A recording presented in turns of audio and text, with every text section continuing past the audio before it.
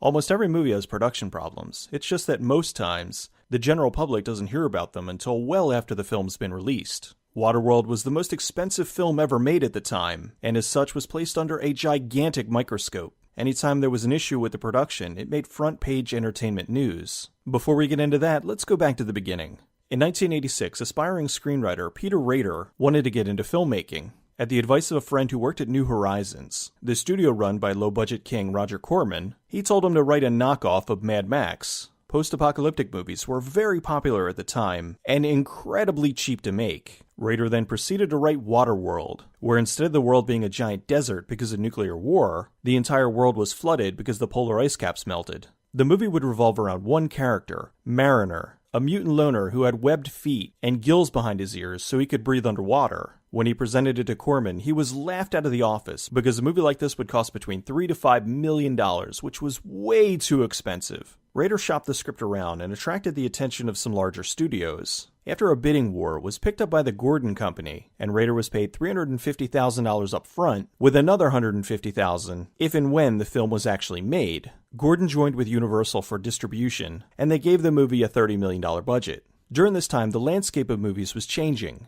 Movie studios were banking on large-budget blockbuster films that were a bigger risk, but also a bigger reward. Movie theaters were also changing as a result. There was a time when most movie theaters would only run 2 movies at a time. With more movies being made and the higher price tag, theaters changed to multiplexes, where they could run more films with bigger screens and more seats, which would attract a bigger audience. Gone were the days of releasing films in different parts of the country over many weeks. Now they'd open a film in as many theaters as possible to maximize the profit intake. Having the movie open in the #1 spot was imperative, because then they could market how much of a hit the movie was. Studios were dumping more and more money into movies, and using marketing tactics to make it sound appealing to a mainstream audience. Jumanji, the special effects extravaganza that cost $65 million.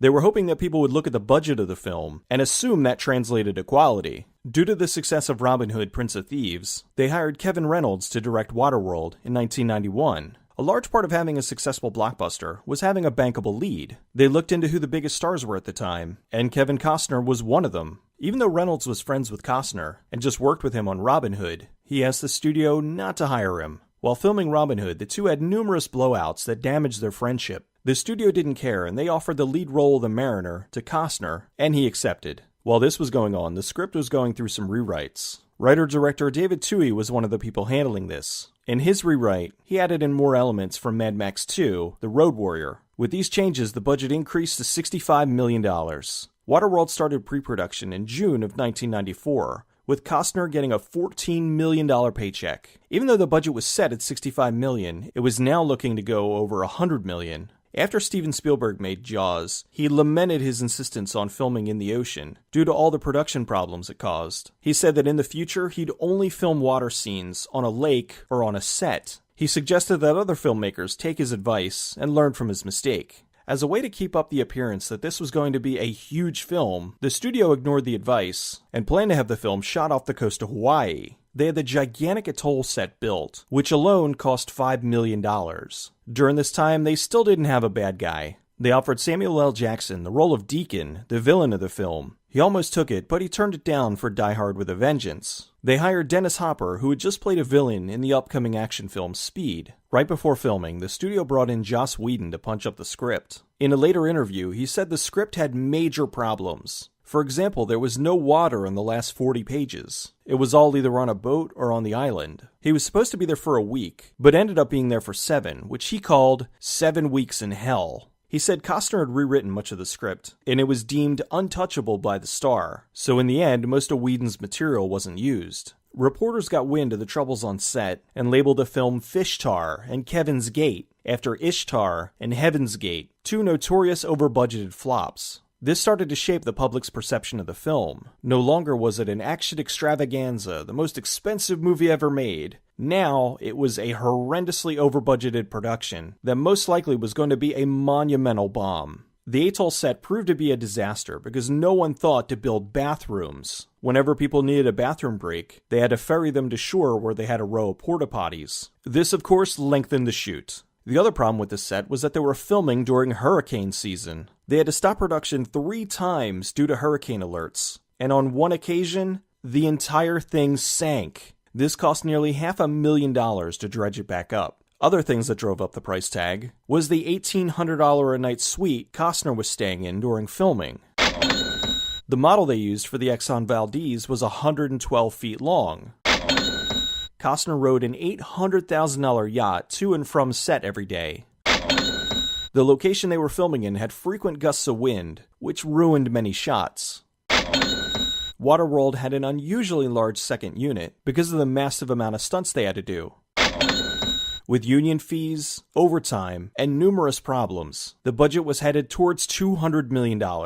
Many of the cast and crew were injured on the film. Numerous people were stung by jellyfish, stuntmen nearly drowned, and Costner almost died at one point. It was a miserable shoot. The movie was supposed to be a 96-day shoot, but with all the problems, it ended up being 166 days before principal photography was done. Although now that filming was over, the problems didn't stop there. Reynolds created his director's cut, which Costner hated. Costner levied his star power with the studio, and was able to take control away from the director. Reynolds was furious and quit the film. He stated, "In the future, Costner should direct all his own movies. That way he can work with his favorite director and his favorite actor." The director's cut was 176 minutes, which was way too long for the studio. They needed the film to be shorter, that way it would play more times in a day, and have a better chance of recouping their investment. Since they sunk so much money into the big action sequences, they weren't going to remove any of them. So when they got to working on a new edit of the film, the character development and the slow scenes were the first things to be cut. Costner delivered a shorter film, and it was sent out for test screenings. The audience hated the film, which continued the wave of bad press. They sent it back for edits until they had a 135-minute version ready for theaters. At this point, with all the budget and marketing, the film cost over $200 million. It released on July 28, 1995, and spent 2 weeks in the #1 spot. It seemed the negative press turned into curiosity, as moviegoers went out to see the most expensive movie ever made, and to see if it was really as bad as the critics said it was. While it only made $88 million in the US, it ended up making $264 million worldwide. That's not including home video sales, merchandise, cable deals, and so on. The movie was a disaster from the perspective of the people working on it, but it still ended up turning a profit. Years later, ABC premiered the film on TV. However, they somehow had the original director's cut. This was the full 176-minute version, only without the violence, swearing, and nudity. For those lucky enough to catch it, the film was much better than the theatrical version. When the film was released on DVD, it was still the theatrical version. But due to demand, they released the extended cut a few years later. This was again the director's cut, but sadly, it was the censored broadcast TV version. Despite that, this version of the film was still the superior version. It fills in almost all the plot holes the theatrical cut created. It explained more of Enola's backstory. It showed how the smokers made ammunition and refined oil for their boats. There was more time between the Mariner and Helen. They extended the scene towards the end, and Helen gives Mariner a name. It's a name. It's from an old story about a great warrior returning from battle. His name was Ulysses. They also showed that dry land was the peak of Mount Everest. This and many other things are covered in the 41 minutes of additional footage. The movie was released on Blu-ray in 2009. While the visuals look stunning, it's still the theatrical cut of the film. They could have done a full restoration, like the recently restored cut of Heaven's Gate, which after many decades finally proved that the director was right. They have the footage, and releasing the director's cut could potentially breathe new life into the film, as people could see the correct version. Most likely, it comes down to money. It would cost more to restore the director's cut, and they've already dumped too much money into the movie as it is. For all the problems with the movie, in the end, it turned out good. I'm not talking Oscar-winning performances, but a fun, entertaining post-apocalyptic movie. The theatrical version's okay, but the director's cut is far superior. I do hope that one day Universal does a full uncut restoration of the film, because scenes like this... It does look like shit. And it feels like cold shit. Just sounds silly. It does look like slime.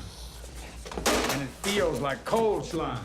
It's hard to say if the media frenzy worked for or against the movie. Would it have done as well if people didn't know it was the most expensive movie ever made? A $200 million budgeted film was a big deal back then, but now it's fairly commonplace. Giant budgeted films aren't news anymore. It's kind of gone in reverse, where a movie with a big buzz and a tiny budget gets noticed. Waterworld may not be the most original film out there, but at least you can see where the budget went. The ocean shots are beautiful, and the atoll set is incredibly impressive. It's a shame it was overwhelmed by the on-set antics and out-of-control budget, although a part of me wonders, what would a $5 million Roger Corman Waterworld have been like? I'll bet that would have been pretty fantastic.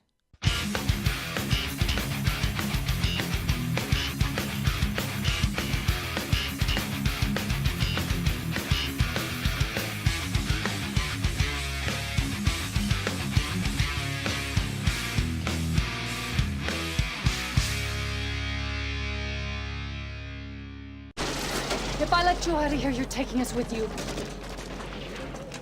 Sure.